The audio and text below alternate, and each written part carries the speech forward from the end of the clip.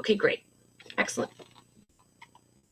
All right, so what we're going to do, I'm going to give you a demonstration on, you can see I have a W here from my other section demonstration.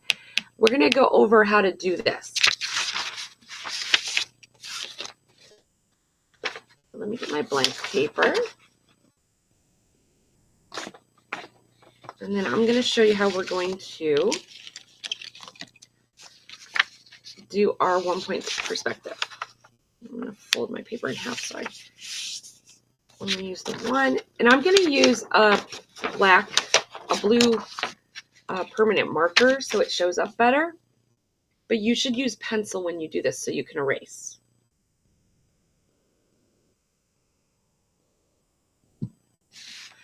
Okay, having something that you can use as a straight edge would be most beneficial.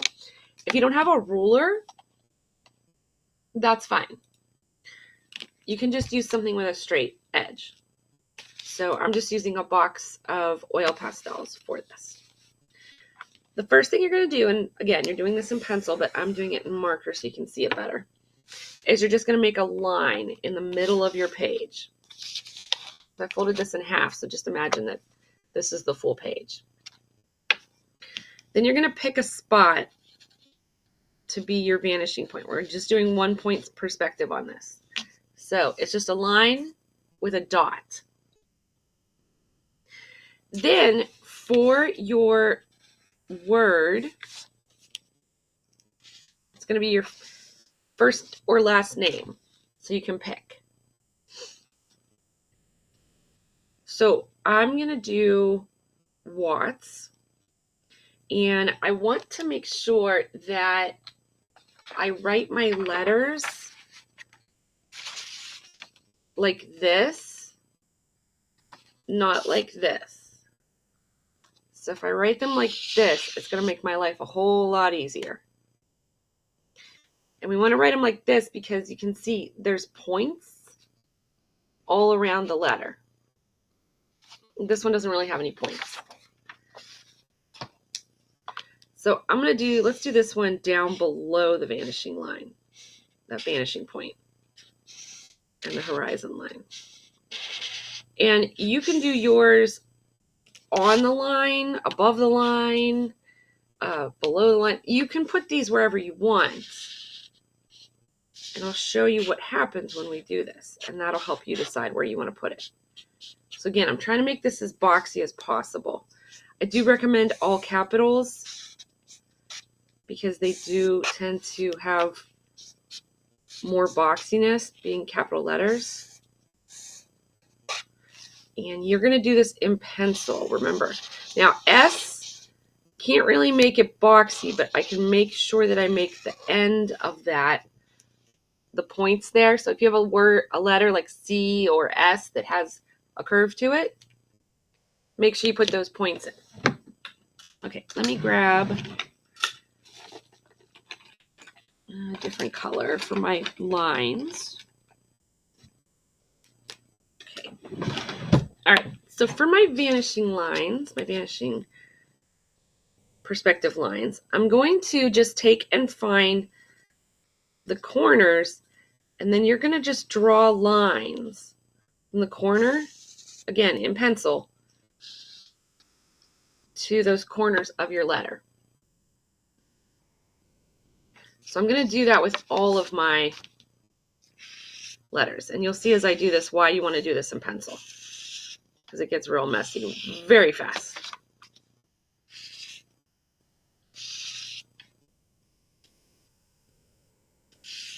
It's literally just connect the dots. I'm just connecting all these corners.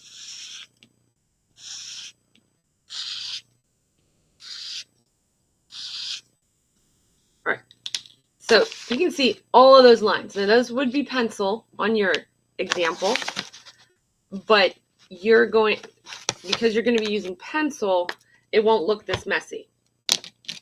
Now what I'm going to do is, now I need to create the lines that I'm going to use for those perspective lines. So what I want to do, I want to try to keep these pretty consistent. So you could use like a pencil, and then you're just following that line and connecting it. So if I'm following the line here, this red line is the one I want to keep. And then over here, I would use my pencil to get my line in there. And that's going to leave that.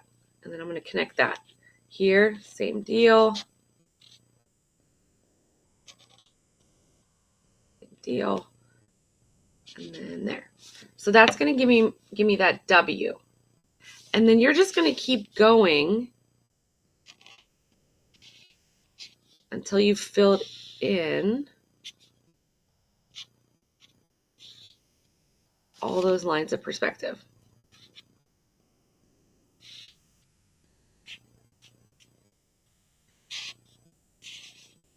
So you're going to keep going, following those lines. Now see, this one's a little bit different because that one is going right to there. So you're not going to have anything on the sides. You can't see those lines. But this one, these two lines come in. So you got to make sure you follow those lines of perspective. Don't guess. So see, you can't see that one. So it's going to come there. So those are your lines of perspective. So if you were doing this in pencil, you would erase all of these extra lines now. So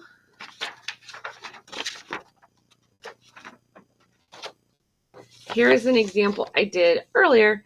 This one I did the word on the horizon line. So my horizon line's behind it. There's my point of perspective right there. And then I came in and I erased. You can see all my guidelines in there. I had to erase those. I could come back in and erase those a little bit better. So once you get your word in like this, then you're going to do something in the background. So you're going to put just a design. It doesn't have to be anything that I would say, oh, it's a tree, or oh, it's this. You're just doing a design. Let me sharpen my pencil.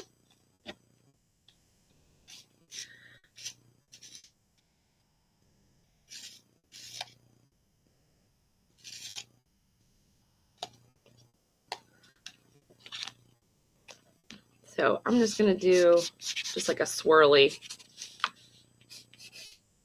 kind of design back here.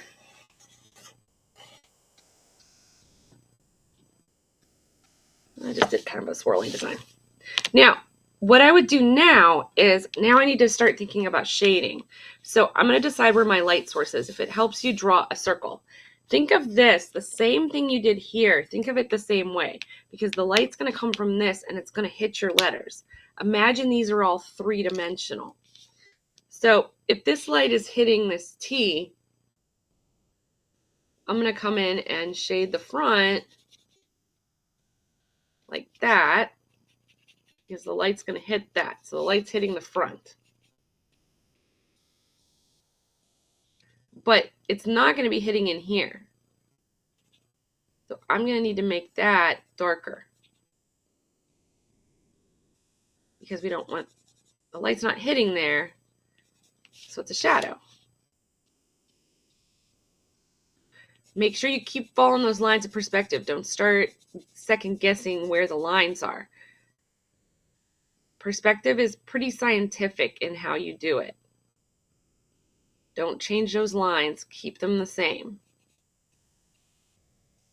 However you mapped them out when you started. So there's my T. So I would just keep going until all my letters are filled in and they have the light and the dark, the areas of shadow. And then I'm going to come in and I'm going to decorate this background area.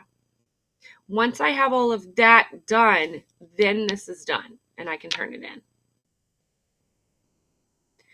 All right. So that is the demonstration on our perspective.